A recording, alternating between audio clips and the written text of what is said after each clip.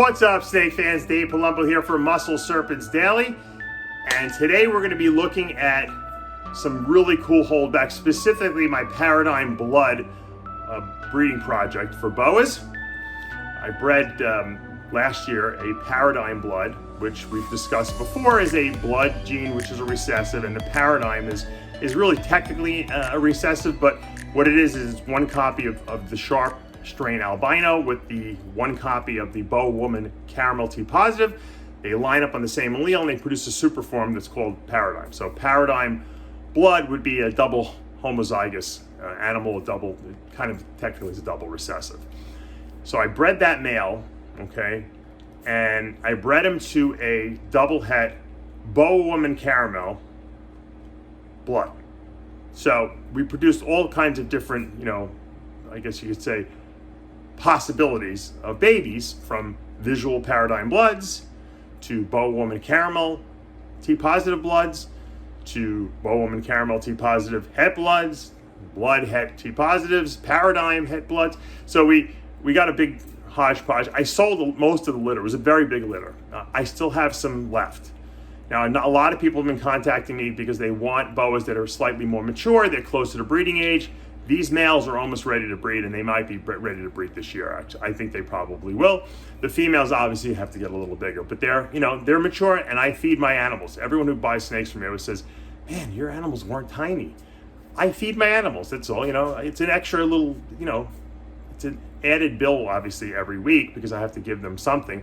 I don't feed them big prey items. I might feed them small mice or small, crawler rats, but I feed my animals so that they grow. And so my 2019s have decent size on them. And I want to show you what I have left because Morph Market, I don't have it updated. It's a mess. I got to go in there and clear it up. If you're really interested in any of these animals, just reach out to me personally and I can put together pairs, or if you want a specific male or female. I'm going to show you, I think I'm going to show you all of them, but you'll get most of them, at least every combination that I do have. So if you're interested in picking them up, let me know. It's a really cool project. You'll see the double visuals at the end I'm going to show you because you want to see what you can produce, obviously.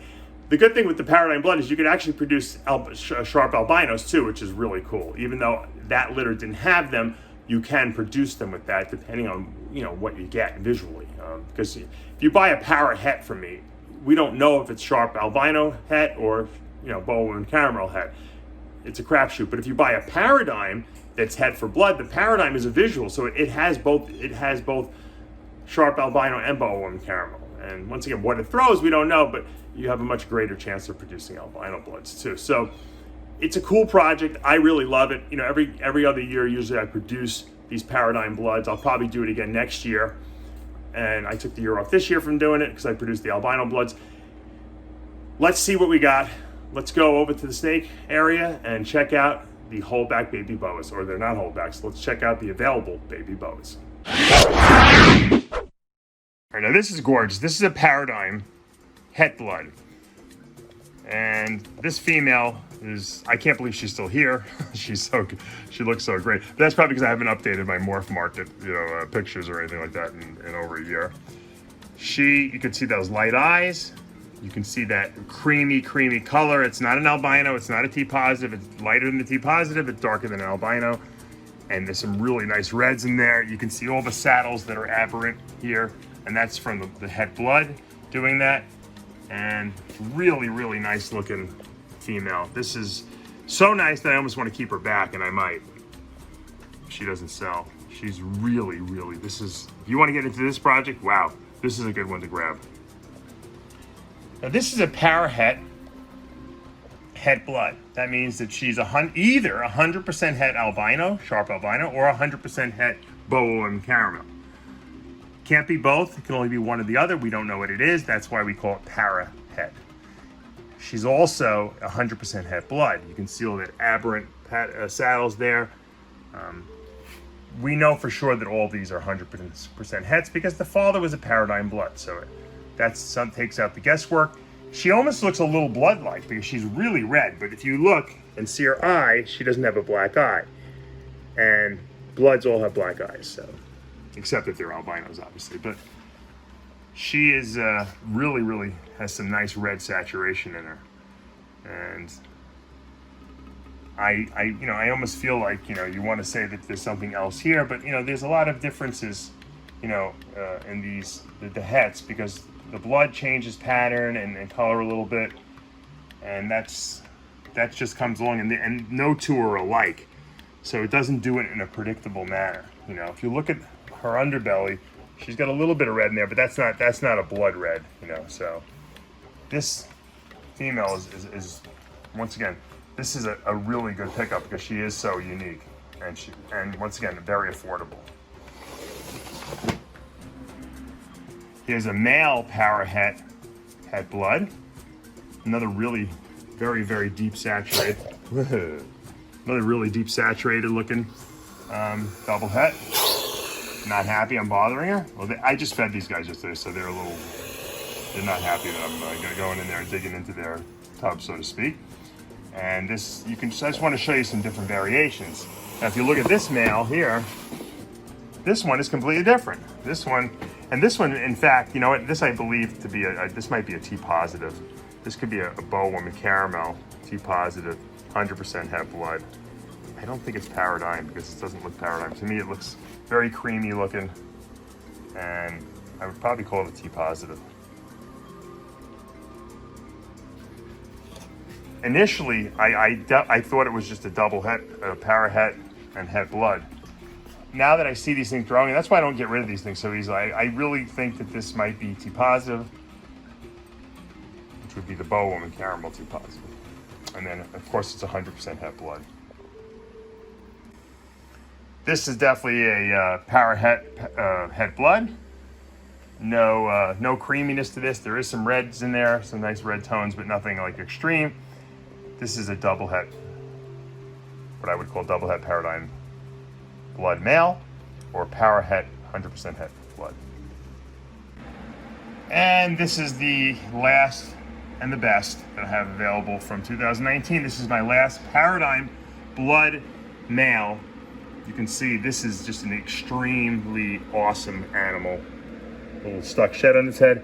This is the Paradigm, which is 100% het sharp, 100% het Boa Woman Caramel at the same time. So that's sharing the same allele. We get that Paradigm look, and then we add the blood gene to that, and we get this gorgeous, gorgeous light red animal with all these creamy, contrasty colors. Look at that head. It's like a red, brownish red head. Really, really nice looking male with a really light belly. Just exquisite. This boy I think might breed this year, to be honest with you. I was going to keep him as a holdback. I'm still have him listed on Morph Market. If someone really wanted him, I probably would part with him, only because I have the father still, which is a Paradigm blood. But you know what? You can never have too many of these double recessives. It's always good to have backup.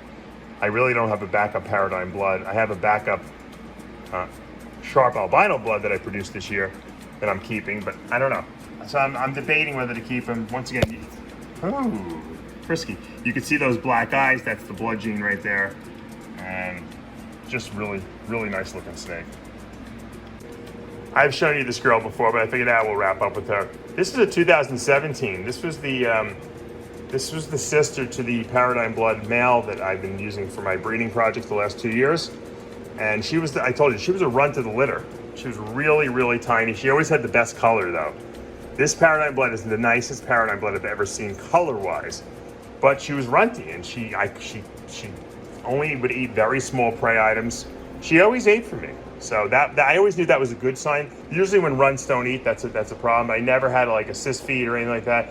She always ate. I just had to give her very small prey items, and sometimes she would go off food for a week if she felt like she was too full. But little by little, she's grown, and she almost looks like a dwarf boa. Like if you had to say, is this a Colombian boa or a Central American? I would almost think this was a Central American, because I really believe that she's almost full grown. Like this is a full grown look for her. She's big in the sense that she's got some girth to her, and she's got that mature head, even though her head's a little short because she had, like I said, she was a little runty. But she's got a mature body. This is a mature boa. I think she would breed at this size without a problem. I'm going to try to breed her this year because she's 3.5 years old, and I'm going to see what happens. I mean, I might want to go another year with her. We'll see. But I might throw a male in with her and see what happens.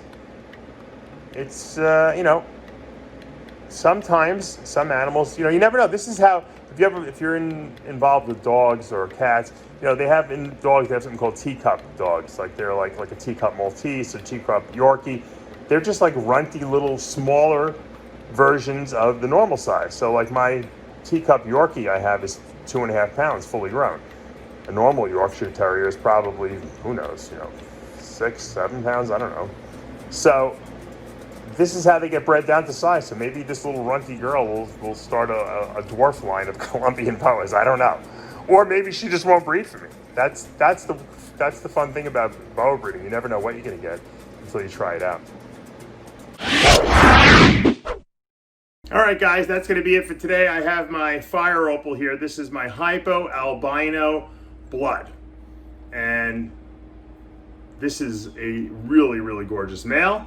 And this is something you can produce with that project, because once again, the sharp albino combined with the blood, and this has a hypo in it though, as well, because this is different parents, but gorgeous, right? I mean, albino bloods are awesome, and paradigm bloods are awesome, and so I wanted to just take you guys out while I got my beautiful male here. He's going to go into the breeding rotation this year for the first time.